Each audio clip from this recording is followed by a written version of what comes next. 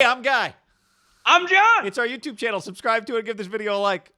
Podcast below in the description. Go check it out. All right. So this I think you'll like this conversation because you said to me during before the podcast, you're like, we got to talk about the Raiders. I really want to. We haven't talked about the Raiders enough, which I actually do agree with. And as we were talking, I saw this tweet from Warren Sharp. This is not a positive thing, but this is not just about the Raiders. He said a total failure. The Eagles assistant coach, Warren Sharp. A total failure of player evaluation by the Raiders on their secondary in the last 5 years. The Raiders have used 4 first-round picks, most in the NFL, 6 second-rounders, most in the NFL, 10 picks in the first 4 rounds, most in the NFL, and yet their pass D the last 4 years has ranked respectively 31st, 32nd, 31st, 26th, and the secondary is a top need again. So this doesn't relate necessarily directly to that, but it was part of the thought process that led me to this. As it relates to Mac, and we can talk about it from the Raiders standpoint and definitely the Niners standpoint, one thing I don't think we should say is that a player in the draft is safe unless he is one of like 3 or 4 generational players. But we say it all the time. We say it with Mac Jones. Another way to say it is low ceiling, high floor. He's not an elite prospect, but you're getting a solid pro here. Maybe, but maybe not, because Clelin Ferrell, when they drafted him, people were shocked that they drafted him where they drafted him. In hindsight, would he have been a good second-round pick? Would Solomon Thomas have been a good second-round pick? Would that be value? They're NFL players. Solomon Thomas, definitely an NFL player.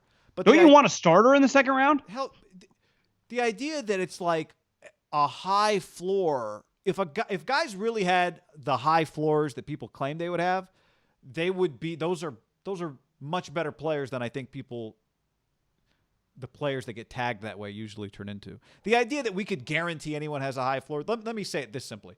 The idea that we can guarantee anybody has a high floor, I think, is BS. And I think we attach that label like as if we kind of know what's going to happen, when really we don't. Well, you know why, Guy? Because you find out within a year, maybe 2, that a guy, you could take a guy in the 4th round, right? Max Crosby, for example. Max Crosby is a better player than Clelin Ferrell. Yet Max Crosby went in the 4th. One guy went 4th overall. Solomon Thomas. He immediately started getting passed by like the Blairs and the DJ Jones and the Kerry Hyders. And right away that like your 5th, 6th, 7th undrafted free agent, again, you don't know right away, but pretty soon that like this guy's way better. Kendrick Bourne, for example. If you could do Kendrick Bourne, he would not be an undrafted free agent, right? He would be a 4th round pick because you'd be like, well, he's never going to be a star wide receiver, but he's clearly he's a high floor NFL player. He's just a solid starting number 3. What's that guy worth? But you don't know that. No one was saying like, I bet Kendrick Bourne has a high floor because no one's touching him, right? He gets undrafted. It happens all the time. Sometimes when you draft like a George Kittle, the Niners, and including the entire NFL, had no clue he'd be this. But his measurables, I think at the combine or maybe at his pro day, when he runs I think he cracked 4.5, he ran really fast. So you go, well, he has a high upside. That's true. But he still goes in the 5th round for a reason. It's like, well, I don't really see it. Maybe Iowa wasn't that high on it for whatever reason. I don't think but going back to what you said, I don't think you really know anything beside a small percentage of like, yeah, Chase Young's going to be good in the NFL, right? Or Trent Williams or Lane Johnson or just like some guys like Tyron Smith or even like Penei Sewell. I would say he'd be a guy like it's going to be really hard for him to fail. He might never be a Pro Bowler, but he's going to be a starting left tackle. But I think we've played that game before with other players at offensive line, and it hasn't always worked out. So you do have to be careful because I think McGlinchey is a good example of like, this guy's tough. He's from Philly, Notre Dame, played next to Quentin Nelson. He's just going to be lock him down, decade, because this is a statement. I don't know if he's going to be Pro Bowls or whatever. Decade on the right side. Right. Like decade. Why haven't they picked up his 5th-year option yet? Are they? Maybe they will, but no one would say right now McGlinchey decade at right tackle.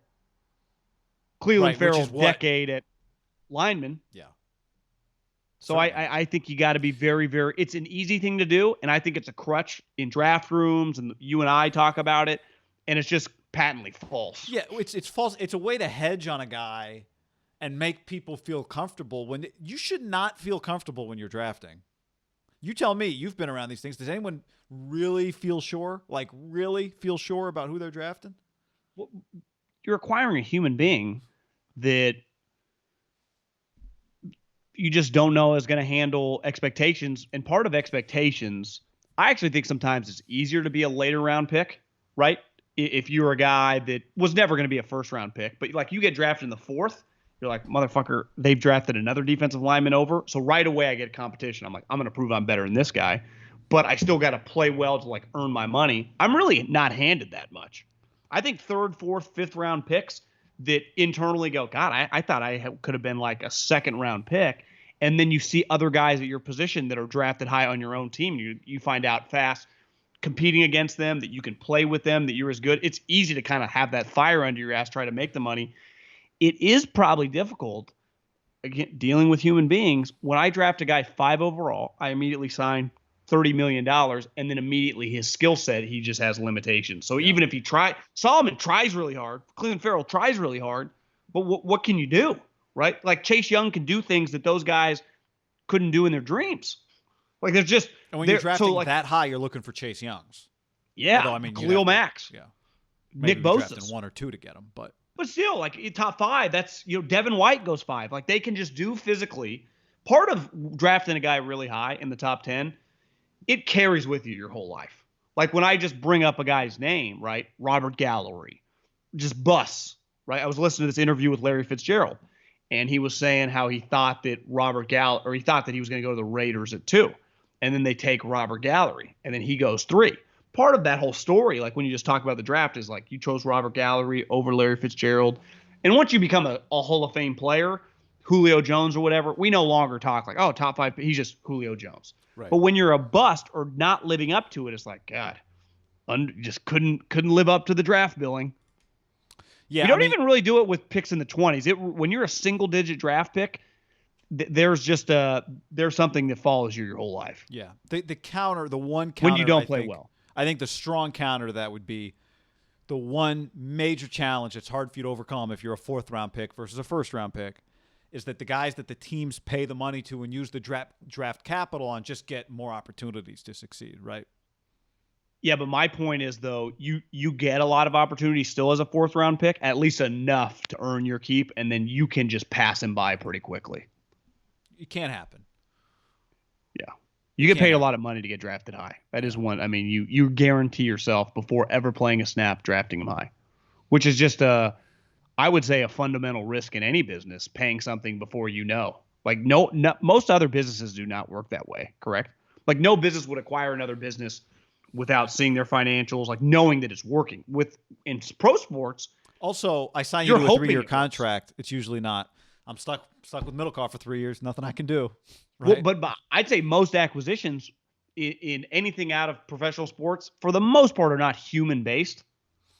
Right? They're organizational based. They're product based. When you deal with an individual, like it's not like you can hedge your bet. Like I don't have 7 other people. I just have the one person. It's just the one. Like Solomon Thomas doesn't have 3 other guys that can help him. Right? It's just him. Like he is the asset. I would say sales is probably we got 15 salespeople. Whoever makes the most money makes the most money, and they get to work here longer, right? Well, don't you think the NFL would love to do a deal where it's just like we get to pick after year 1 who we assign the 1st round money, the 2nd round money, the 3rd round money, but the PA would never do that. No. That would be kind of cool, though. It would be, but at the same time, it's like I think there's something to building up just for the entertainment value of the whole operation, building up stars, that kind of thing. But I loved your point on Kendrick Bourne. Let me ask you this: when you were scouting, it's hard because I know it's all kind of relative. Like you might have felt really good about an undrafted free agent versus like a 1st round grade. Who was the person if I'd said, John, okay, highest floor, like pick the guy you felt the best about? It might have been Andrew Sendejo. No, but when we drafted Danny Watkins, which is an all-time bust, part of his was like, how's this guy going to bust? He plays tackle. He could also play guard. He could just do multiple things. Like he's strong. He dominated. Older, right? He was like 20. He was older. Yeah, he had a different story. Yeah, I mean, fireman. Love that pick. How did he? But bust?